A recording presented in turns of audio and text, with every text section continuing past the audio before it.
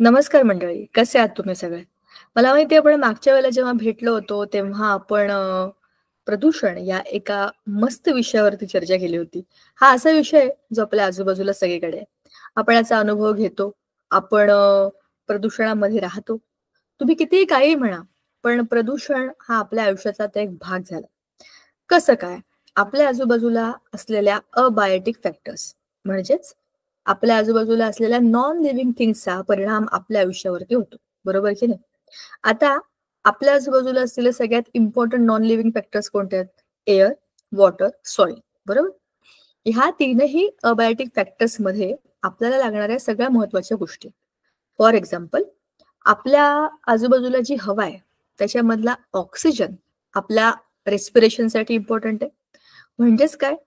आपलं respiration air related abiotic फॅक्टरने control किंवा अफेक्टेड आहे. दुसरं, पाणी.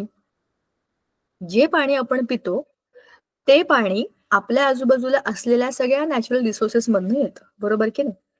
विचार करून बघा. आपल्या आजूबाजूला पाणी कुठून येतं? नदीमधनं येतं आणि त्याच्यानंतर नदीमधलं, ओढ्यामधलं किंवा जमिनीच्या खालचं. म्हणजेच काय? हे सगळं पाणी कुठून येतंय आपल्याकडे? निसर्गामधनंच येते. म्हणजेच काय? आता आपल्या आजूबाजूला जे पाणी आहे, ते पण एक अबायोटिक फॅक्टर आहे आणि त्याचा वापर आपण कुठे करतोय? आपल्या डेली नीड्स फुलफिल करण्यासाठी. नॉट जस्ट वी, आपण ह्युमन बीइंग्सच नाही, तर आपल्या आजूबाजूला असलेले सगळेच्या सगळे जे कोणी लिव्हिंग थिंग्स आहेत, मायक्रोब्स म्हणा, प्लांट्स म्हणा, बर्ड्स म्हणा, कोणी म्हणा, हे सगळेच्या सगळे ह्या पाण्यावरती अवलंबून असतात. बरोबर? आणि ते काय करतात?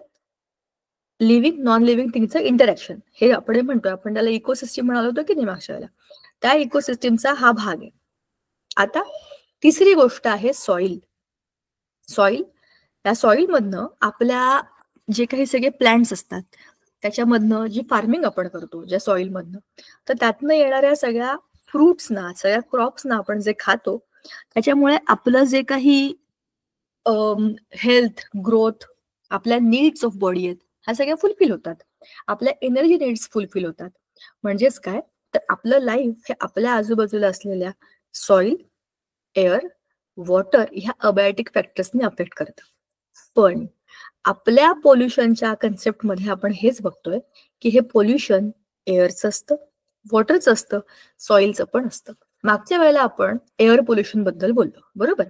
एअर पोल्युशन म्हणजे काय?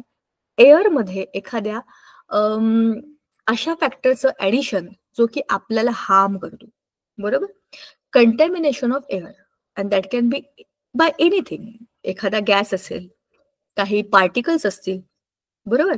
किंवा काही हार्मफुल किंवा काही विषारी अशा पद्धतीचे काही घटक जर आपल्या एअरमध्ये मिसळले, तर त्याला आपण काय म्हणतो? Air pollution. एअर पोल्युशनचे दुष्परिणाम आपल्याला माहिती आहेत. एअर पोल्युशन कशामुळे होतं हे पण आपल्याला माहिती आहे. त्याच्यानंतर आपण वॉटर पोल्युशन हा मुद्दा बघितला होता. थोडा बघितला होता. त्याला डिटेलमध्ये आपण बघूया आज आणि याच्यानंतर आपण आज सॉइल पोल्युशन सुरू करूया. ठीक आहे? 2 मिनिट मी आपली पीपीटी पण ऑन करते आणि पुस्तक पण आपल्यासमोर शेअर करते. आता वॉटर पोल्युशन कशामुळे होतं? वॉटरमध्ये सगळ्या वेगवेगळ्या प्रकारचे कंटॅमिनेटेड वस्तू टाकल्या की झालं water pollution. For example, let me open the book and then I can share the content with you आणि मग आपण एक एक टप्पा त्यातला डिस्कस करूया. बघा, आधी आपली पीपीटी ऑन करते आणि आपलं एअर पोल्युशन जे आहे ते आपण रिवाइज करूया, मग वॉटर पोल्युशनकडे जाऊया. See, water pollution second topic. पहिला टॉपिक आहे pollution and then air pollution. Pollution म्हणजे काय? Contamination of the things around us. ते कोणत्याही अनडिझायरेबल सबस्टन्समुळे झालं की झालं पोल्युशन. आता एअर पोल्युशन फॉसिल फ्युएल्समुळे होतं, व्हेकल्समुळे होतं, इंडस्ट्रीजमुळे होतं, ॲग्रिकल्चरल प्रॅक्टिसेसमुळे सुद्धा होतं. कसं आपण बोललोय. त्याचे इफेक्ट्स आपल्या रेस्पिरेटरी सिस्टीमवर, कार्डिओव्हास्क्युलर सिस्टीमवर आणि एन्व्हायरमेंटल डॅमेजवरती होतात. प्लांट्सवर होतात, ॲक्वेटिक लाईफवर होतात, सगळ्या ॲनिमल्सवर पण होतात. ह्याच्याकरता आपण काय प्रिव्हेंटिव्ह मेजर्स घेतले पाहिजे? रिन्युएबल रिसोर्सेस वापरायचे, ट्रान्सपोर्टेशनच्या चांगल्या गोष्टी आपण फॉलो करायच्या, इम्प्रूव्ह करायचं आपलं ट्रान्सपोर्टेशन. एमिशन कंट्रोल कसा होईल ह्याच्यावरती आपण काही मेजर्स ठेवले पाहिजे, काही चेक ठेवले पाहिजे. सस्टेनेबल ऍग्रिकल्चरल प्रॅक्टिसेस आपण केले पाहिजे. Public education, people should be aware of this fact की आपण एअर पोल्युशन करतोय, आपण नाही केलं पाहिजे. नंतर आहे वॉटर पोल्युशनचे causes. Biological pollutants. Water does not remain portable due to algae, bacteria, viruses, parasites etcetera. Diseases are spread due to biological pollution. आता इथे तुम्हाला चित्रामध्येच दिसतंय बघा. चित्र आहे एखाद्या फॅक्टरी किंवा कंपनीतल्या मोठ्या मोठ्या पाईप्सचं. ते मोठ्या एका वॉटर रिसोर्स मध्ये सगळं जमा होत आहे. And it's all just creating a shabby picture of all the water bodies. एका मोठ्या नदीमध्ये किंवा तलावामध्ये असा घाण कचरा कुठल्या तरी कंपनीतला, फॅक्टरीतला, त्याच्यामध्ये केमिकल्स आहेत, त्याच्यामध्ये काही हार्मफुल किंवा काही पॉइझनस पण कंटेंट असू शकतो, काही रेडिओ ऍक्टिव्ह मटेरियल त्याच्यामध्ये असू शकतं. But that all is now going to the main water reservoirs. बरोबर. आणि याच्यामध्ये काय होतं, सगळंच्या सगळं पाणी प्रदूषित होतं. आता ह्याच्यामध्ये काय काय असतं बघा. इनऑर्गॅनिक पोल्युटंट्स. इनऑर्गॅनिक पोल्युटंट्स असतात ते suspended particles, sand, dust, soil, precipitates of salts. वेगवेगळ्या केमिकल रिएक्शन्स होतात ना कंपन्यांमध्ये. काही रिसर्च होतात, काही मॅन्युफॅक्चरिंग होतात, काही पॅकेजिंगचे होतात. तर टाइप्स ऑफ इंडस्ट्रीज. बरोबर. काही रॉ मटेरियलच्याच गोष्टींवर काम करणारे इंडस्ट्रीज असतात. प्रत्येक ठिकाणी कुठल्या ना कुठल्या प्रकारचा कचरा बनतो आणि तो कुठल्या ना कुठल्या प्रकारचा कचरा कशा ना कशा पद्धतीने we give back to the nature. हवेत तुम्ही त्याचा धूर करून त्याला कचरा जाळला तर त्याचा धूर हवेत जातो आणि एअर पोल्युशन होतं.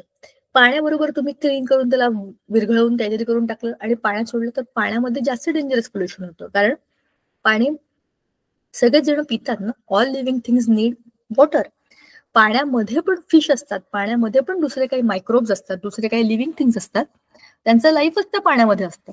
पण आपण जो काही कचरा त्याच्यामध्ये नेऊन टाकतो त्याच्यामुळे त्या सगळ्यांच्या आयुष्यावर परिणाम होतो.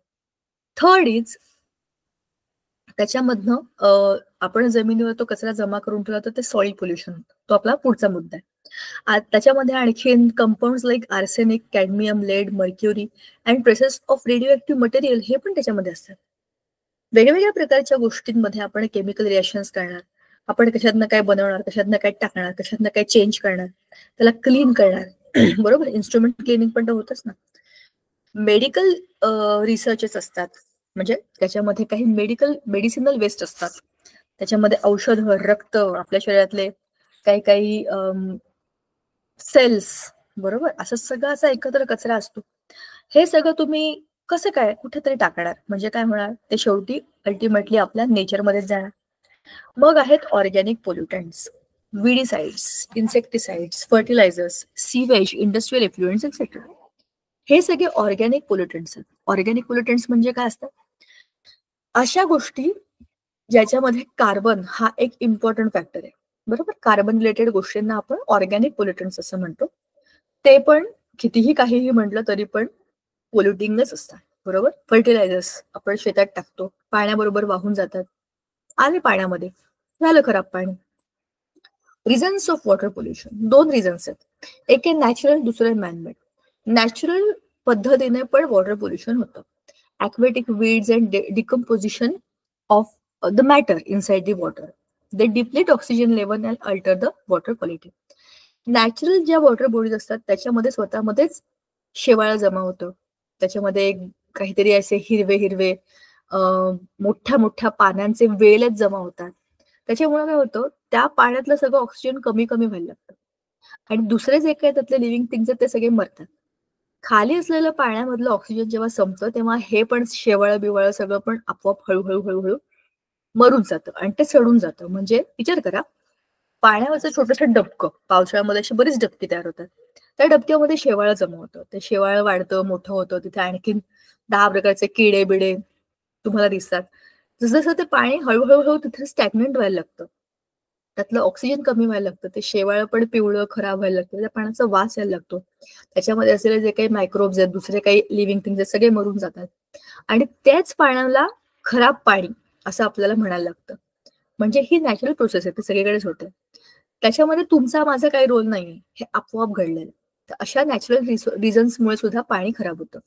Mud, sludge, river diversions and soil erosion contribute to sediment buildup. नदीचा प्रवाह बदलायचा. नदी ह्या मार्गाने चालली आहे का? आम्हाला आमच्या गावात पाहिजे नदीचं पाणी, आमच्या गावातली नदी आहे. असं करून तुम्ही नदीचे प्रवाह बदलले तर काय होतं? त्याच्या खालची जी सुपीक जमीन होती, ती आता उघडी पडली. नदीच्या प्रवाहाबरोबर दुसरीकडे आता पाण्याबरोबर ती सगळी सुपीक जमीन निघून गेली. पाण्याच्या प्रवाहाबरोबर वाहत जाते ना आधीच आलेलं सगळं पाणी. आणि मग त्याच्यामध्ये सेडिमेंट बिल्डअप म्हणजे वाढत जातात ढीगच्या ढीग कचऱ्याचे किंवा इरोजनचे. आणि मग ते सगळं माती खरबरीत होत जाते. आणि मग पाण्याबरोबर सगळी चांगली माती वाहून गेली की वॉटर पोल्युशन होतं.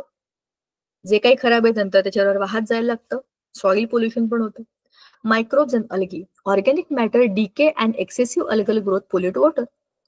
जे काही ऑर्गॅनिक मॅटर असतं आपल्या पाण्यामधलं ते सगळं खराब झालं, डिकम्पोज झालं की आपलं पाणी आपोआप खराब होतं. Nematodes, soil nematodes are carried into waterways by rain water. पावसाच्या पाण्यामुळे जे काही मातीमध्ये राहणारे लिव्हिंग थिंग्स आहेत ते सगळे वाहून जातात आणि ते वॉटर पोल्युशन करतात. आता मॅनमेड रिझन्स, हे सगळं नॅचरल प्रोसेसेसमुळे झालेलं आहे. त्याच्यामध्ये आपला काही रोल नाही. पाऊस पडणं, मायक्रोब्स वाढणं, शेवाळं होणं हे आपण नाही करत, हे आपोआप होतं. पण मॅनमेड रिझन्समुळे कसं काय वॉटर पोल्युशन होतं? डोमेस्टिक सिवेज हा आपल्या सगळ्यांचा घरोघरीचा प्रश्न. बघा ना, कुठल्या कुठल्या पद्धतीने आपल्याकडे खराब पाणी बनतं. किचनचं पाणी, बाथरूमचं पाणी, वॉशरूमचं पाणी. आपण घर झाडतो, पुसतो, त्याचं घाण पाणी. बरोबर. आपण समजा गाड्या धुतल्या, चपला धुतल्या, पावसाळ्यामध्ये तर आपल्याला सगळंच धुवावं लागतं. भाज्या धुतल्या, सगळ्याचं घाण पाणी. आंघोळी करतो आपण, बादल्या धुतो, बाटल्या धुतो, कपडे धुतो. वॉशिंग मशीन मध्ये लावलं तर वेगळं पाणी, बाकी तुम्ही घासून काढलं तर वेगळं पाणी.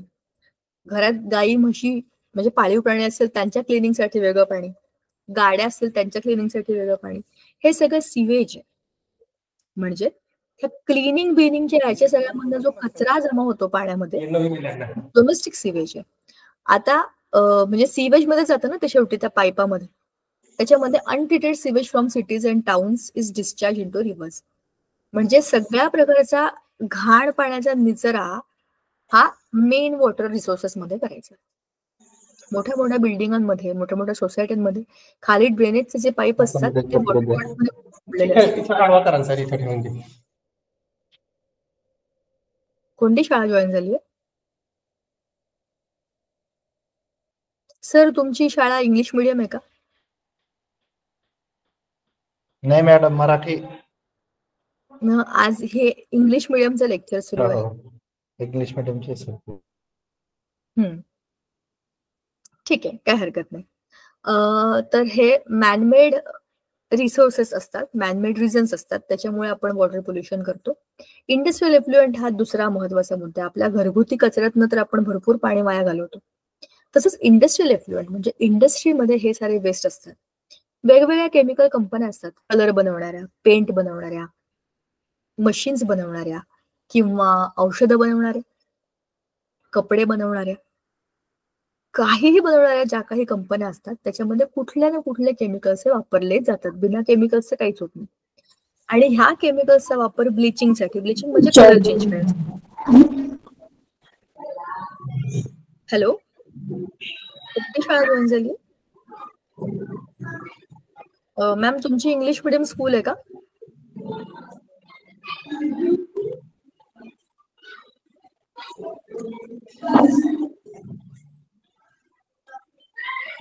ठीक आहे. तर अशा पद्धतीने ह्या कचऱ्यामधनं हे सगळा जो वेगवेगळ्या प्रकारचा इंडस्ट्रीचा कचरा आहे हा आपल्या मेन वॉटर बॉडीज मध्ये जातो आणि पुन्हा तो वॉटर पोल्युशन करतो. ऑइल स्पिल्स हे असं माहितीये का, खूप साऱ्या शिप्स म्हणजे मोठी मोठी जहाज ही पाण्यामधनं जेव्हा बाय वॉटरवेज, पाण्याच्या वॉटरवेजने समुद्री मार्गाने तेलाची निर्यात करतात एका देशातून दुसऱ्या देशामध्ये.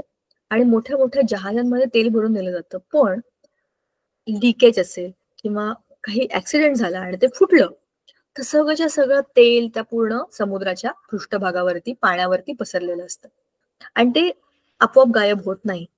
तेलाचं बाष्पीभवन होत नाही. तसं ते अनेक दिवस राहतं. त्या तेलामुळे वरची हवा आणि खालचं पाणी ह्याच्यामध्ये एक आता बॅरियर आला.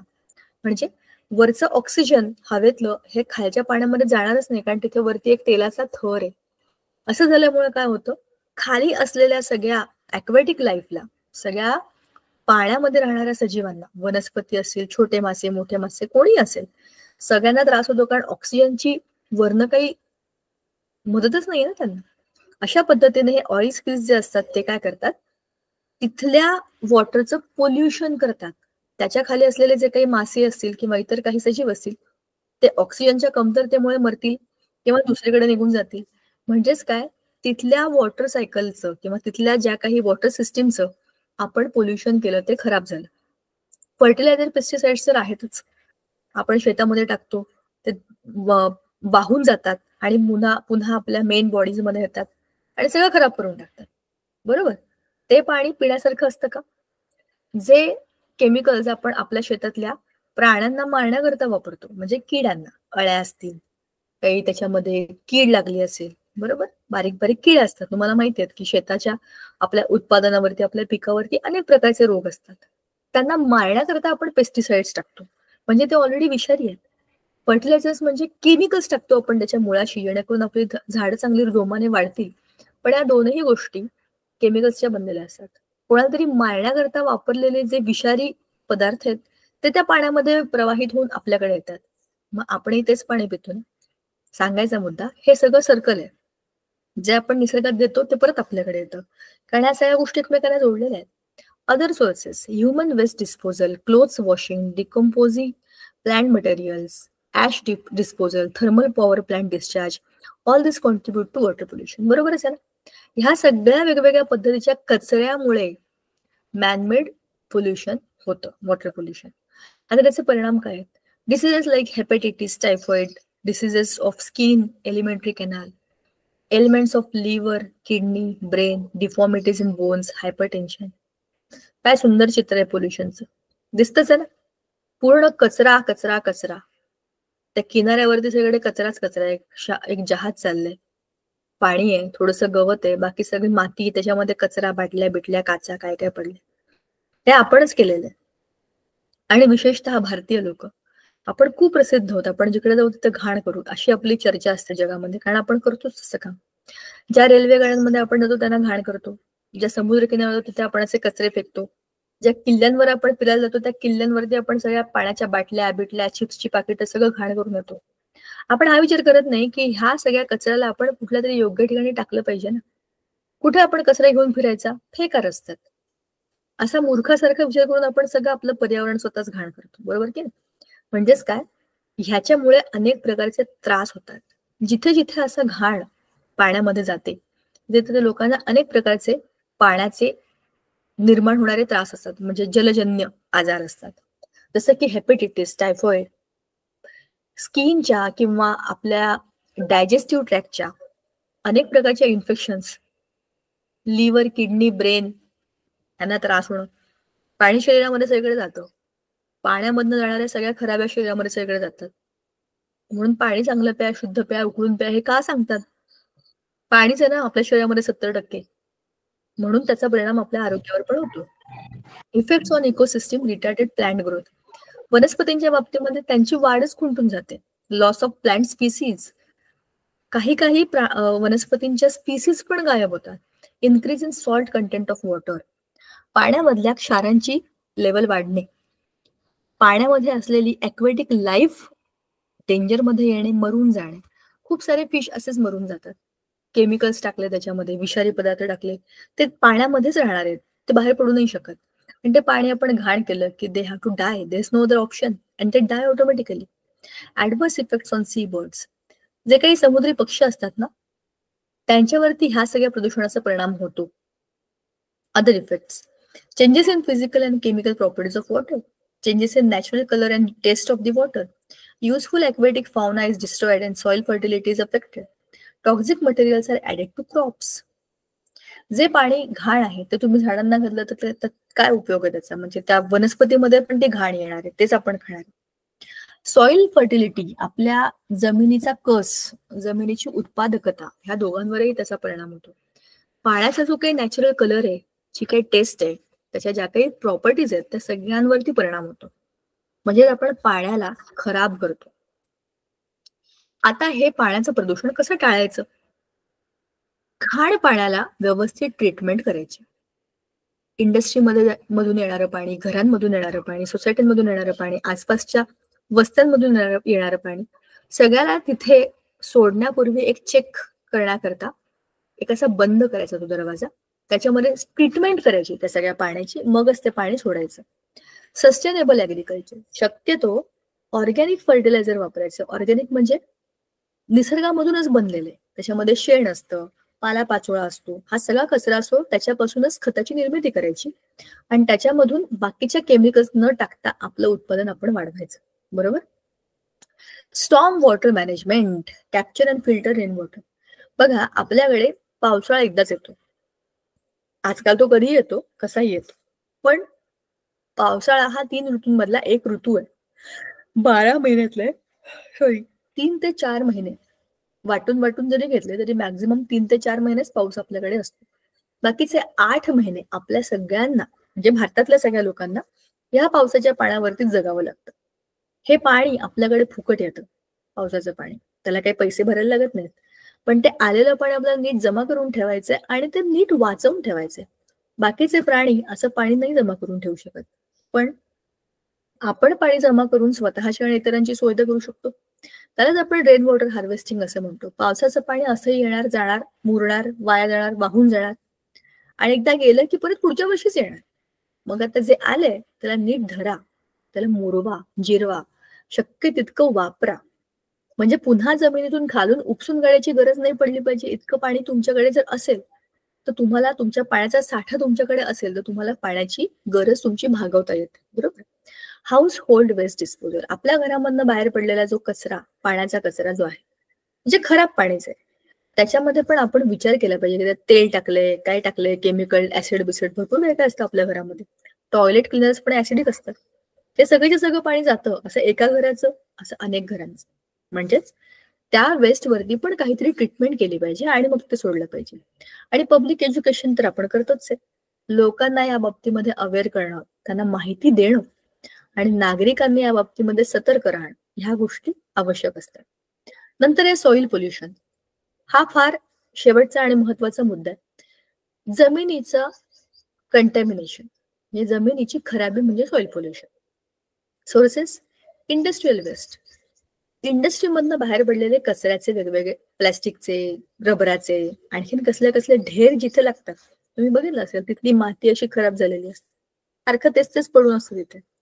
त्याच्यानंतर आपण ज्या काही आपल्या शेतजमिनीमध्ये केमिकल्स टाकतो, पेस्टिसाइड्स टाकतो, त्याचं इम्प्रॉपर डिस्पोजल करतो, कसे फेकतो आपण, ते पोतीच्या पोती ठेवलेली असतात कशीच्या कशी, त्याच्यामुळे खराब होते ती जमीन. त्याचे परिणाम, reduced crop yields, harm to plants and animals. ज्याच्याकरता हा सगळा उपद्व्याप केलाय, उत्पादन वाढावं, ते उत्पादनही कमी होतं, मातीही खराब होते. Ecosystem disruption, toxins harm plants, animals and soil micro organisms.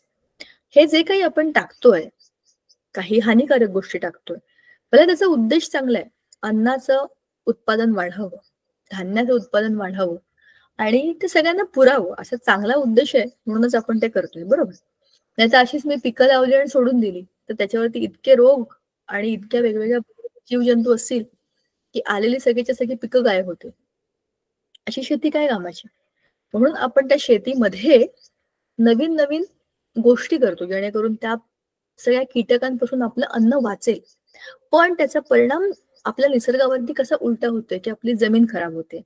त्या जमिनीमध्ये असलेले अनेक सूक्ष्मजीव, गांडूळ असतील, बारीक किडे असतील, कीटक असतील, त्याच्यावरती पण परिणाम होतो, कारण ते केमिकल्स आहेत. म्हणजे आपण इकोसिस्टमला डिस्टर्ब करतोय.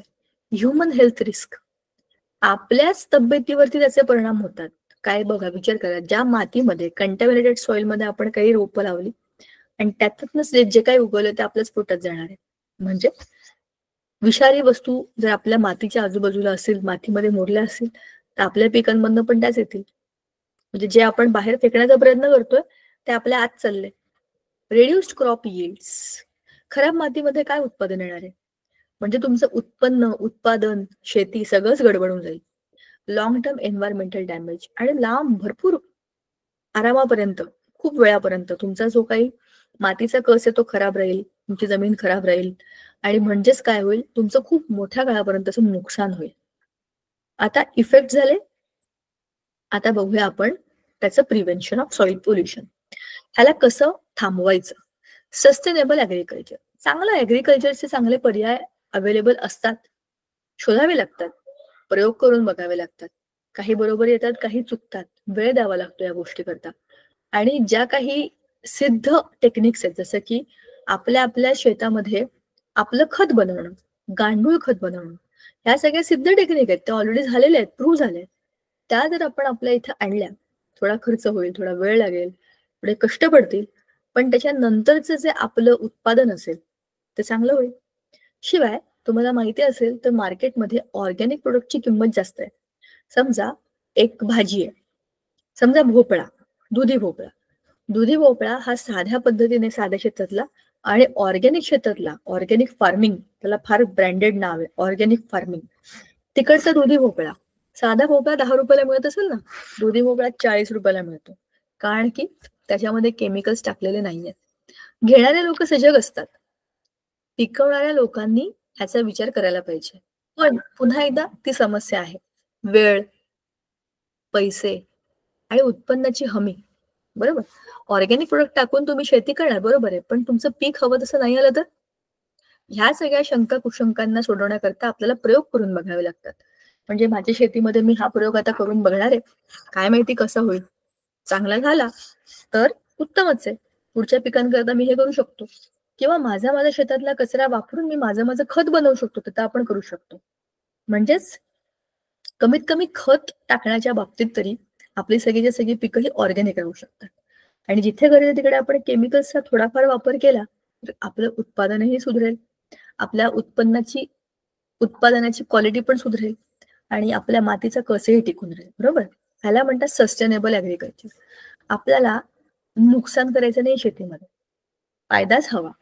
पण त्या फायद्याच्या पाठीमागे असाही विचार करायला हवा की जे आपण बनवतोय, जे पिकवतोय, जे कष्ट आपण घेतोय, त्याच्यामध्ये किती दर्जा चांगला त्याचा सुधरवू शकतो आपण. बरोबर.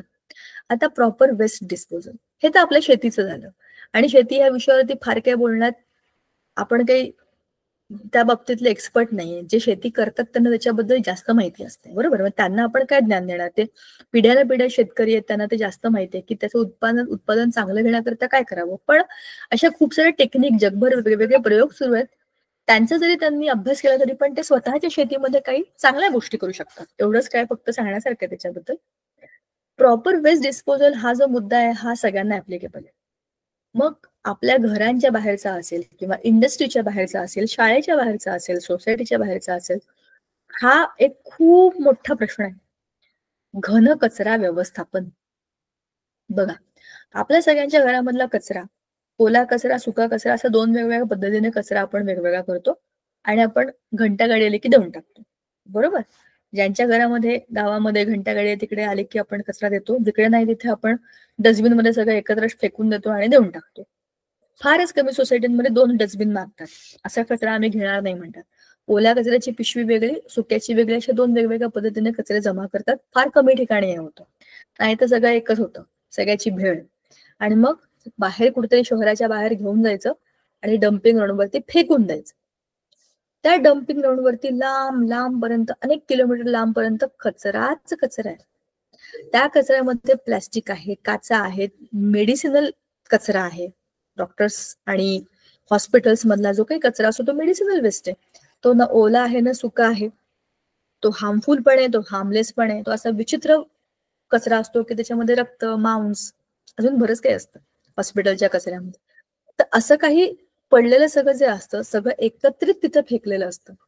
तिथल्या मातीचं किती भयंकर प्रदूषण होत असेल. शक्यतो अशी पडीक माती ह्या गोष्टी करता सिलेक्ट केली जाते, पण तरी सुद्धा त्या मातीचं काय बरं म्हणतात, त्या मातीचं आणखीन खराबीकरण याच्यामध्ये होतं. बरोबर. आता त्या कचऱ्यामध्ये तुम्ही तो पिक्चर बघितलाय कधी, रोबोट पहिला, तो रजनीकांतचा पिक्चर. त्याच्यात एक सीन आहे, तो तोडून फेकून देतो आणि त्याचे ते सगळे पार्ट्स चेन्नईच्या डम्पिंग ग्राउंड मध्ये टाकलेले असतात. त्या डम्पिंग ग्राउंड मध्ये तुम्ही जो सीन बघितला असेल, लांब पर्यंत कचऱ्याचे ढीगच ढीग आहे. एवढ्या मोठ्या ढिगांमधनं विचार करा किती वेगळ्या वेगळ्या प्रकारचा कचरा असतो. Electronic waste, household waste, कचरा प्लास्टिकचा वेगळा, काचेचा वेगळा, कापड नको असलेले कपडे, त्याच्यानंतर सॅनिटरी पॅड, मुलांचे डायपर, अरे सगळ्या प्रकारचे कचरे एकत्र फेकलेले असतात. आपल्या घरातल्या तुटक्या फुटक्या वस्तू, तुटलेली बाटली, बादली, डब्बे, वॉटर बॉटल, सगळं कचरा. म्हणजे इतक्या अनंत प्रकारचा कचरा तिथे जमा झालेला असतो की त्याचं व्यवस्थापन कसं करणार. याच्यावरती एक मस्त व्हिडिओ पाहिला होता मी की चायनामध्ये असे काही प्लांट्स आहेत जिकडे हे प्लास्टिक वगैरे सारख्या वस्तू त्याच्या प्लांटमध्ये टाकतात आणि तिकडनं इलेक्ट्रिसिटी जनरेट करतात. अशा काही प्लांट्सची निर्मिती जर भारतात झाली तर विचार करा, हा सगळा कचरा त्या मशीन एक दोन अशा पटापट खाऊन टाकतील.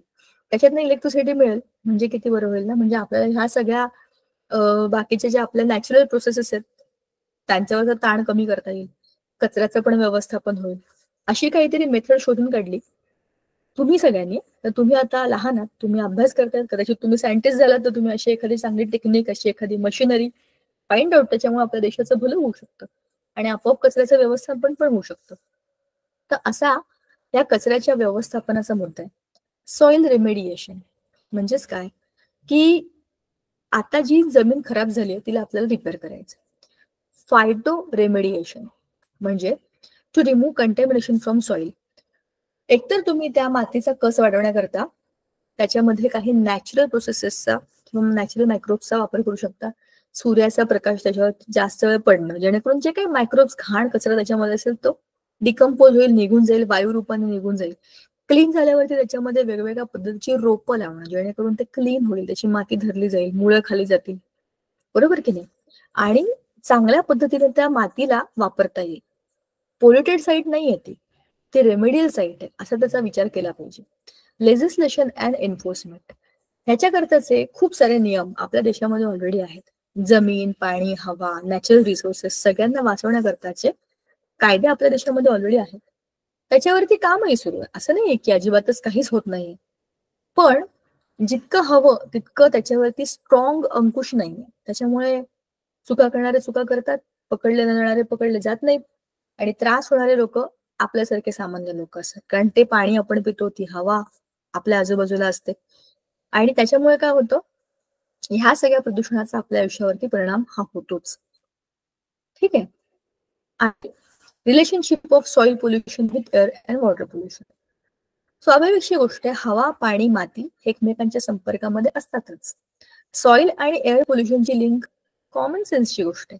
जमिनीवरती जे जे काही पडलंय त्या सगळ्याच्या वाफा होणं, त्याचे डिकम्पोजिशन होऊन गॅस होणं आणि ते हवेत जाणं, ही क्रिया अव्याहतपणे सुरू असते. म्हणून सॉइल आणि एअरचं कनेक्शन हे आहेच. सॉइल आणि वॉटर लिंक, जमीन आणि पाणी ह्याचंही कनेक्शन आहे. जमिनीमधलं जे काही पाणी आहे त्याच्या वाफा होऊन त्याच्या म्हणजे बाष्प रूपाने ते हवेत जातं. जमिनीवरचं पाणी ते पाण्यात जातं, पाण्याबरोबर जमीन येते. म्हणजेच काय, जमीन आणि पाणी हे तर एकत्रच आहेत ना. जमीन, पाणी पृथ्वीवरती एकत्रच आहेत ना, ते एकमेकांच्या संपर्कामध्ये आहेतच.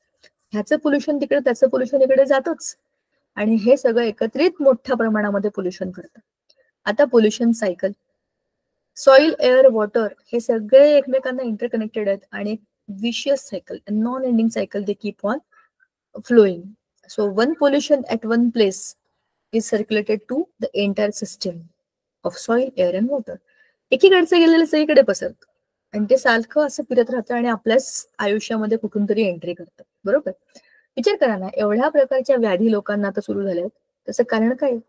हवेमध्ये, पाण्यामध्ये, मातीमध्ये सगळीकडे प्रदूषण आहे. तुम्ही म्हणाल आम्ही अतिशय खूप चांगल्या ठिकाणी राहतो, निसर्गाच्या सान्निध्यात राहतो, इथे काही प्रदूषण काही नाही. पण तुम्ही जिथे राहता तिथल्या हवेमध्ये कुठून तरी कुठली तरी प्रदूषकं येतात.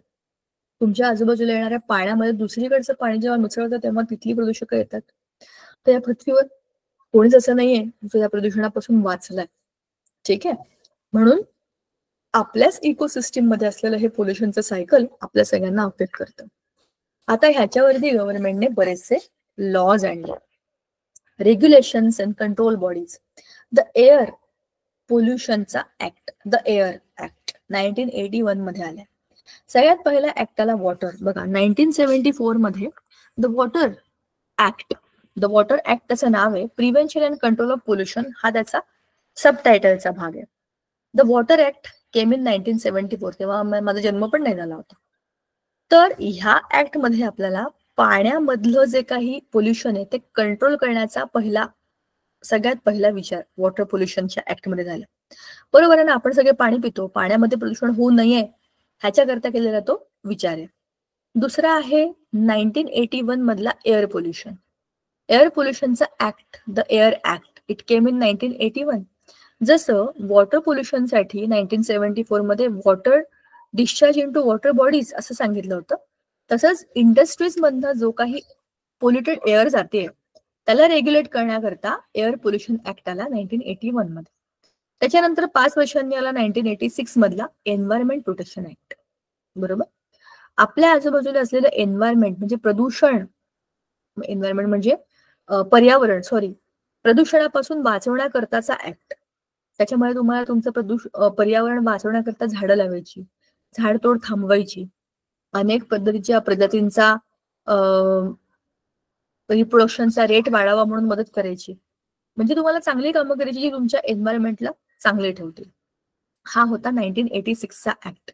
मग pollution control boards enforce environmental regulations. म्हणजेच काय केलं त्यांनी, पोल्युशन कंट्रोल बोर्ड्सने ह्या सगळ्या ऍक्टला, वेगवेगळ्या ऍक्ट्सना रेग्युलेट होत आहेत का नाही हे चेक करण्याकरता रेग्युलेटरी बॉडीज बनवल्या. म्हणजे अशा रेग्युलेटरी बॉडीज तर खरं तर प्रत्येक टप्प्यावर असायला पाहिजे. ग्रामपंचायत, नगर परिषद, नगरपालिका, महानगरपालिका, जिल्हा, राज्य आणि देश. प्रत्येक पातळीवरती आपल्या आजूबाजूला असलेल्या परिसराचं प्रदूषण कंट्रोल करणारी बॉडी पाहिजे. समजा मी गावात राहते तर माझ्या गावामध्ये माझ्या गावाचं प्रदूषण नियंत्रणात आहे की नाही हे बघणारी बॉडी पाहिजे. आणि जर नसेल तर त्याच्यावरती ऍक्शन घेणारी पण माझ्याकडे ऑथॉरिटी पाहिजे. बरोबर. ह्याला म्हणतात पोल्युशन कंट्रोल बोर्ड. हे असतं, त्याच्यावरती पण काम चालतं. तेही लोक वेगवेगळ्या पद्धतीने चेक करतात. जसं आता त्यांनी ई व्हेकल्सला खूप जास्त प्रमोट केले, म्हणजे इलेक्ट्रिसिटीवर चालणाऱ्या गाड्या. त्याच्यामध्ये काही प्रदूषणाचा प्रश्नच नाहीये, त्याच्यामधनं काही बाहेरच पडत नाही धूर. प्रदूषण काय होणार आहे. इलेक्ट्रिसिटी जसं आपण फोन चार्ज करतो तसं आपली गाडी चार्ज करायची, फिरवून आणायची, परत चार्जिंगला लावायची. हा किती चांगला पर्याय आहे. दुसरं, आपल्या आजूबाजूला असलेल्या पाण्याचा आपण कसा वापर करतो त्याचा चेक करणं, रेन वॉटर हार्वेस्टिंग करणं, ह्या चांगल्या गोष्टी येत आहेत. बरोबर. Water pollution air pollution check करण्यासाठी आपल्या सगळ्यांच्या गाड्यांमध्ये पीयूसी कंट्रोलची एक टेस्ट करतात. पीयूसी कंट्रोलचे सेंटर असतात बऱ्याच ठिकाणी. पेट्रोल पंपाचे ठिकाणी तुम्ही बघितलं असेल पीयूसी चेक, पीयूसी कंट्रोल. बरोबर. ते आपल्या गाडीमधनं बाहेर पडलेला धूर मेजर करतात त्यांच्या मशीन मधनं. त्याच्यामध्ये येतं कार्बन डायऑक्साईड किती, कार्बन मोनॉक्साईड किती, किती हा किती तो, असे वेगवेगळे गॅसेस चेक करतात. ते तर लिमिटमध्ये असतील तर याचा अर्थ असा आहे की आपल्या गाडीचं इंजिन बरोबर चाललंय. जे काही फ्युएल बर्न होते, पेट्रोल म्हणा, डिझेल म्हणा, सीएनजी म्हणा, त्याच्या बर्निंग मधनं हा सगळा जो कचरा बाहेर पडलाय धुरांचा, तो दिलेल्या लेवलच्या आत असेल तर तुमचं पीयूसीचं सर्टिफिकेट व्हॅलिड असतं. पण तो नसेल तर मग तुम्हाला ते सांगतात की हे करा, ते करा, तुमच्या गाडीमध्ये चेंजेस करा, हे टाकून घ्या, अमुक करा, ऑइल बदला, अमुक करा, भरपूर गोष्टी सांगतात. आणि मग पुन्हा ते पीयूसी चेक करतात आणि ते रुटीन मध्ये आणतात, त्या लेवलमध्ये आणतात. म्हणजेच काय की आपल्या आजूबाजूला असलेल्या ह्या सगळ्या टेक्निक्स आपण सिरियसली घ्यायला पाहिजे. हो की नाही. पीयूसी कंट्रोल केला तर केला, नाही तर काय फरक पडतो. ते आपल्या गाडीच्या भल्यासाठी आहे. तुम्ही 1000 रुपयाचं पेट्रोल घातलं तर ते 1000 रुपयाचं पेट्रोल तुमचं वापरलं गेलं पाहिजे. अर्धवट जळलंय, बाकीचं वाया गेलंय, पैसे वाया गेले, गाडी खराब झाली, इंजिन खराब झालं, गाडीचा मेंटेनन्स, शिवाय प्रदूषण, अशा सगळ्या विचित्र अवस्थेमध्ये राहण्याच्या ऐवजी आपल्याला जे सांगितलंय ते आपल्या गाडीचं मेंटेनन्स करताना आपण चेक करून घ्यायला पाहिजे. आणि याच्यामध्ये पैसे वाचवणं, कंटाळ करणं, अशा गोष्टींना काही अर्थ नाहीये. ह्या सगळ्याचा परिणाम आपल्यावरच होणार आहे. त्या गाडीमध्ये आपणच बसतो आणि ती गाडी घेऊन आपणच जातो. प्रदूषण करणारी गाडी, त्यात आपण बसलोय, आपल्याला नाकात जाणार नाही का प्रदूषण ते. म्हणजेच हा विचार प्रत्येकाने करायला हवा. ठीक आहे. आता हा धडा आपला पीपीटी मध्ये तर संपलाय. आपण एकदा ह्याला जरा पुस्तकामधनं बघू की याच्यामध्ये आपण कुठले कुठले मुद्दे आज बोललोय. पाऊस सुरू झाला बरं का आमच्या इकडे पुन्हा. चला, पोल्युशन हा आहे आपला धडा. व्हेरियस प्रॉब्लेम्स ऑफ एन्व्हायरमेंट चित्रामध्ये दिलेले छान छान. पाण्याचं, हवेचं, बघा इंडस्ट्रीमधनं धूरच्या धूर चाललाय मस्तपैकी. किती प्रदूषण आहे. आता मला हे सांगा, पण प्रदूषण होऊ नये म्हणून कंपन्या बंद करून टाकल्या, उद्योग बंद करून टाकले, तर बरोबर होईल का? नाही होणार. आपल्याला प्रगती हवी आहे, आपल्याला लोकांना रोजगार द्यायचे, पण त्याचा अर्थ असा नाही की आपण सगळं उद्ध्वस्त करत जायचं. आपण अशा प्रोसेसेसचा विचार करू शकतो ज्याच्यामध्ये हे दृश्य दिसणार नाही ना. काम तर चालू राहील, पण ह्या गोष्टी कमी होतील. असं झालं की झालं. त्याला सस्टेनेबल डेव्हलपमेंट म्हणतात. म्हणजे आपण सस्टेन करू शकतो, जगू शकतो अशा पद्धतीने. ठीक आहे. आता पोल्युशन म्हणजे काय? Contamination of natural environment that will be harmful to ecosystem is called as pollution. पोल्युशनची व्याख्या. ठीक आहे. हे चित्र बघा किती सुंदर आहे. इथे रेनबो आहे. हा, मस्त पक्षी उडतायत, हिरवळ आहे, छान झाडं बिळ आहेत पृथ्वीवरती, आणि हातामध्ये धरलंय किती सुंदर पृथ्वी आहे आपली. या बाजूला बघा ना, प्रदूषित, खाली सगळे धूर, जळलेलं, झाडं वाळलेली, आकाशामध्ये पण काही नुसतंच उष्णता आहे. कसं चित्र आहे ना, रखरखीत. हे किती छान आहे, सुंदर आहे. आणि बरोबर आहे का? नाही. अशा ठिकाणी राहायला मला तरी नाही आवडलं. तुम्हाला आवडेल का सांगा मला. तर पोल्युटंट्स म्हणजे काय? The factors affecting natural functions of ecosystem and causing harmful effects on biotic and abiotic factors are called as पोल्युटंट्स.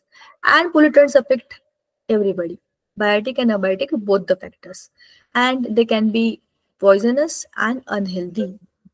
So pollutants can be natural or man-made. Natural pollutants are destroyed in due course of time by nature's role. However, man-made pollutants are not. निसर्गामधनं जे काही पोल्युटंट्स बनतात तर त्यांचे आपोआप destroy पण होतात. But manmade pollutants are not like that. ते एकदा बनले की ते बनले. They don't go anywhere because they are manmade, not naturally made. आता हे सगळं आपण पाहिलं होतं. एअर पोल्युशनचे आपण रिझन्स पाहिले होते. बघा, air pollution by natural reasons आणि by manmade reasons. Volcanic eruptions, earthquake, cyclones, हे सगळे नॅचरल आहेत. Forest fires and microbes in air, हे सगळे नॅचरल आहेत. मॅनमेड मध्ये फ्युएल बर्निंग आहे, इंडस्ट्रियलायझेशन आहे, ॲटॉमिक एनर्जी प्लांट्स आहेत. ह्याच्यामधनं जे काही कचरा बाहेर पडतो, they are manmade air pollutants. नाव नेक्स्ट इज एअर पोल्युटंट्स, त्याचे सोर्सेस आणि इफेक्ट्स. हा टेबल पण इम्पॉर्टंट आहे. वी मस्ट नो की कोणते कोणते एअर पोल्युटंट्स असतात. एक आहे SO2. फॅक्टरीज मधनं कोल आणि मिनरल ऑइल वगैरे ठिकाणून हा सल्फर ऑक्साईड आपल्याला मिळतो, sulphur dioxide. Irritation of eyes, respiratory tract, mucus, excess of mucus, cough, breath. रेस्पिरेशनला, डोळ्यांना त्रास देणारा असा हा असं चुरचुर म्हणतो ना आपण, डोळ्याला चुरचुर करणं, हे सगळं या सल्फर डायऑक्साईडमुळे होतं. कार्बन मोनॉक्साईड हा विषारी आहे. ठीक आहे. Lowered O2 carrying capacity of blood, तो आपल्या रक्ताची ऑक्सिजन घेऊन जाण्याची क्षमता कमी करतो. Oxides of nitrogen, NO2, NO3, vehicle, आपल्या गाड्यांच्या धुरामधनं येतो. Irritation of respiratory track and lungs, respiration आणि लंग्स प्रॉब्लेम नायट्रोजनमुळे. पार्टिक्युलेट मॅटर, त्याच्यामुळे काय होतं, पार्टिकल म्हणजे पार्टिकल, छोटे छोटे कण, त्यांच्यामधनं येणारे जे काही प्रदूषण आहे त्याच्यामध्ये काय होतं, रेस्पिरेटरी डिसीजेस. डस्टमुळे सिलिकॉसिस. पेस्टिसाइड्समुळे mental weakness, death due to prolong exposure. खूप जास्त एक्सपोजर मिळालं पेस्टिसाइड्समुळे तर काय होतं, मेंटल वीकनेस येतो, health problem, diseases related to heart and then respiration and may be death. Methane हा जो एक वायू आहे तो नॅचरल रिसोर्सेस मधनं मिळतो. इंडस्ट्रियल लिकेजेसच्या ठिकाणी हा मिथेन येतो आणि हा poisoning, skin cancer, asthma, respiratory disease cause करतो. पुढे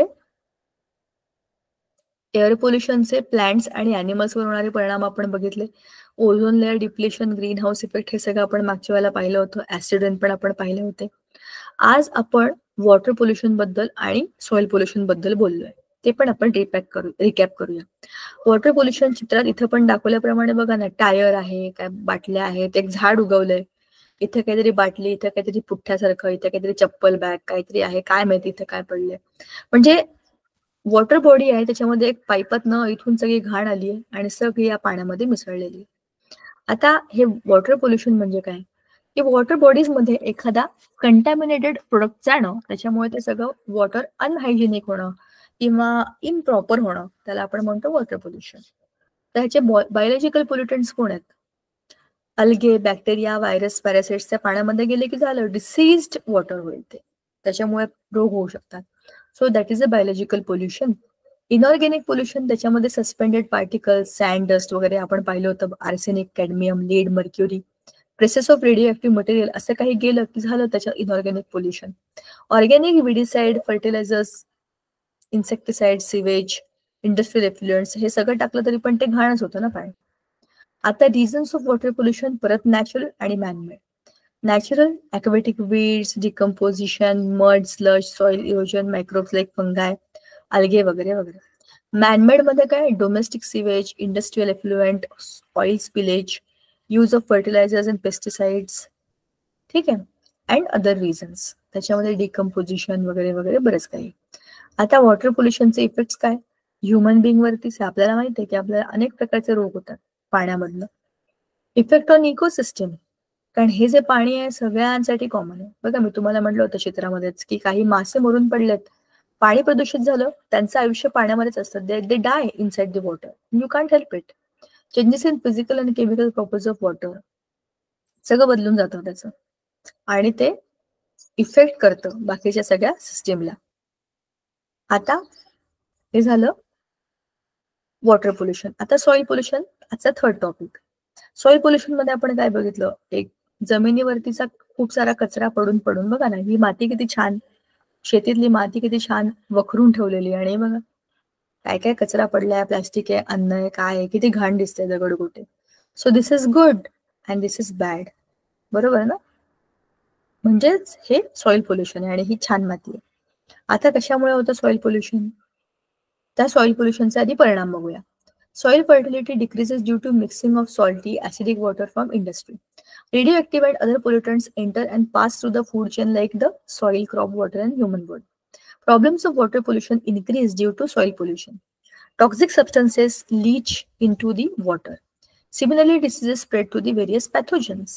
मातीमध्ये वेगवेगळ्या प्रकारचे कंटेंट टाकणं, हार्मफुल कंटेंट टाकणं, याच्यामुळे माती खराब होते. ठीक आहे. Soil pollution with air and water, हे आपण मगाशीच बघितलं. बघा हे आहे पाणी, इथे आहे हवा आणि इथे आहे माती. समजा हा माउंटन आहे,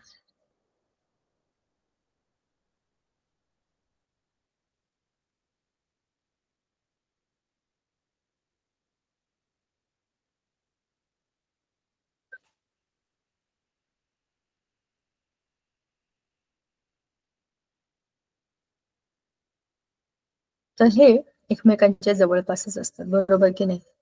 हवा, माती, पाणी ह्याच्यामुळे तर आपला निसर्ग बनलाय. तर ह्या पाण्यातनं मातीवरती, मातीमधनं पाण्यामध्ये, आणि ह्या दोघांमधनं हवेमध्ये. हवा या दोघांच्या पण संपर्कात आहे, इकडे पण आहे हवा, इकडे पण आहे, आणि हे पण इकडे पण जाणार आणि इकडे पण. म्हणजेच काय, हवा, पाणी, माती, हवा, पाणी, माती, हवा, पाणी, माती, हे चक्र असं चालूच राहणार आहे. ह्याचं पोल्युशन तिकडे, त्याचं पोल्युशन इकडे, ह्याचं पोल्युशन इकडे, हे असं फिरतच राहणार आहे चक्र. म्हणजेच त्यांच्यामध्ये काहीतरी रिलेशनशिप आहे विथ एअर अँड वॉटर, बरोबर. Water pollution and prevention act आपण जे वाचले, सगळ्यात पहिला होता वॉटरचा, मग होता एअरचा, मग आहे एन्व्हायरमेंटचा, बरोबर. असे 3 लॉ आपल्याला ऑलरेडी बुकमध्ये आहेत. आपल्याला माहिती असायला पाहिजे की गव्हर्नमेंटने आपल्या निसर्गाच्या संरक्षणाकरता किती विचार केलेला आहे, त्याच्याकरताचे काही नियम बनवलेले आहेत, आणि काही लॉ आहेत जे तोडले की पनिशमेंट होऊ शकते, जेलमध्ये जावं लागू शकतं किंवा काही दंड दिला जाऊ शकतो. पण ह्या सगळ्याची माहिती आपल्याला असायला हवी. आपण जागरूक असलो तर आपला समाज जागरूक असतो, बरोबर की नाही. याबद्दलची अधिक माहिती तुम्हाला इंटरनेटवरती सुद्धा सापडेल.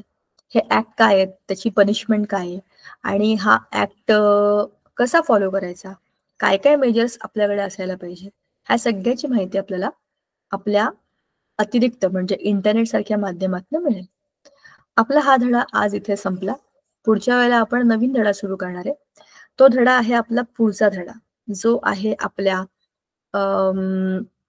बरं काय त्या धड्याचं नाव आहे, एक मिनिट मी तुम्हाला सांगते. आपला next lesson is disaster management. Yes, बाजूला येणारे जे काही नॅचरल डिझास्टर्स आहेत, अर्थक्वेक असेल किंवा पूर असेल किंवा अचानक कुठेतरी आग लागते, ह्या सगळ्या नॅचरल डिझास्टर्स असतात. आपण तयार नसतो याच्यासाठी. खूप पाऊस आला आणि आपल्या आजूबाजूला सगळं पाणीच पाणी भरलं तर आपण काय करणार? We should know. आपण रस्त्यावर जातोय, अचानक काही ऍक्सिडेंट झाला, कोणाला मदतीची गरज असली तर मदत करायची म्हणजे काय करायची, हे वी शुड नो.